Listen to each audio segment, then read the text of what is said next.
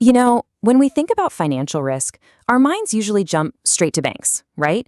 But what if I told you that one of the biggest, most stable industries out there, life insurance, has this hidden vulnerability that can cause a crisis in almost the exact same way?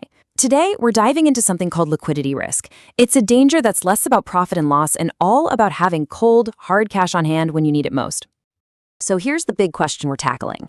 How is it possible for a company to be profitable, solvent on paper, with tons of valuable assets, but still face a total crisis just because it can't pay its bills right now?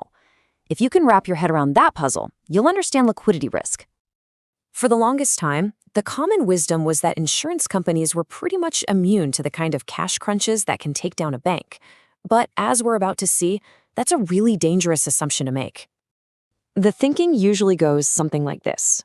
Banks are the risky ones because money is constantly flying around. Deposits in, withdrawals out, all day, every day. Insurance, on the other hand, seems way slower, more predictable. Premiums come in on a schedule, claims go out. It just feels more stable, doesn't it? Well, that perception misses a huge piece of the puzzle. The reality is, insurers are not on some isolated island. They are deeply woven into the global financial system. And that means a crisis that starts in one corner of the market can spread like wildfire, creating a cash shortage in a place no one was even looking. Okay, so let's get a really clear definition here. What exactly is this thing we call liquidity risk? Basically, it's the danger of not having enough cash, or things you can turn into cash really quickly, like stocks, to cover your immediate bills. And this is the crucial part. The company isn't broke. It owns a lot of valuable stuff, like buildings or long-term investments. It just can't sell them fast enough without taking a massive financial hit. This quote just nails the problem. When an insurer is short on cash, it's stuck with two terrible options. One is a fire sale. That's where you have to dump your good assets for cheap just to get cash now. The other is borrowing money, probably at a really high interest rate. Either way, the company loses. And you've got to understand, this risk isn't just one simple problem. It's a threat that can come at an insurance company from two different directions at the same time, from its promises and from its investments. So think of it like this. On one side, you've got liabilities. That's all the promises the company made to its customers. And on the other, you've got assets. That's the money and investments they're using to back up those promises. The danger can pop up on either side. Let's break down what can trigger it. Okay. On the liability side, sometimes the danger is baked right into the products themselves. Policies that let customers cash out early create a totally unpredictable demand for cash. If a bunch of people decide to do that all at once, maybe they get spooked by the news, it can cause a serious cash crunch. And of course, you have a major catastrophe, which can cause a sudden, massive spike in claims way beyond what anyone planned for. Then there's the asset side, which is just as risky.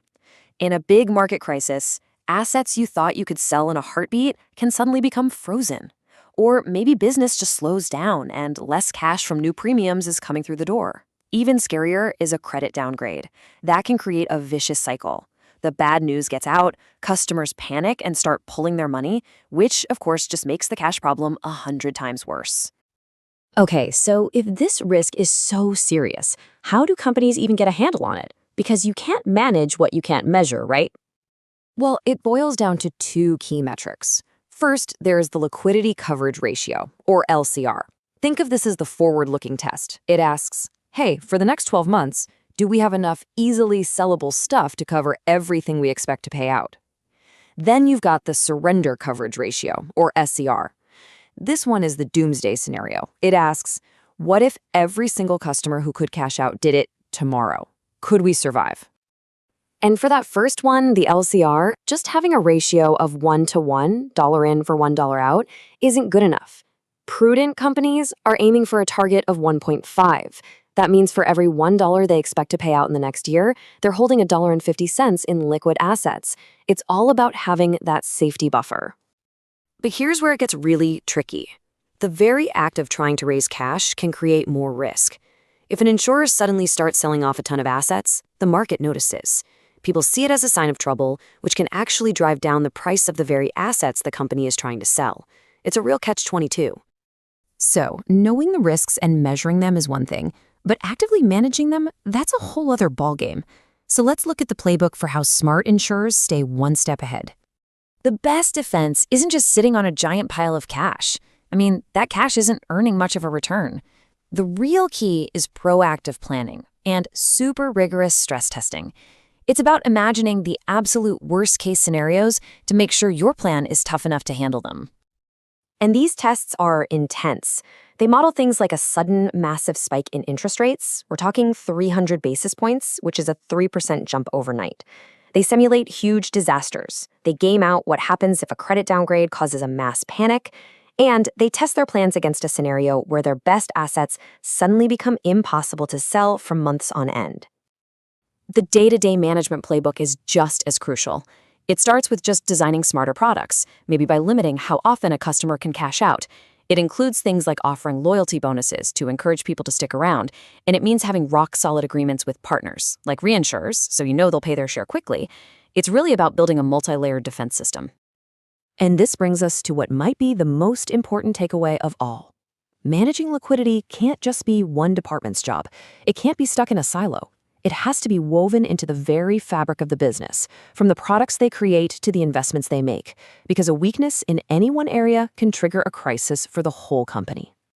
And that leaves us with one final thought.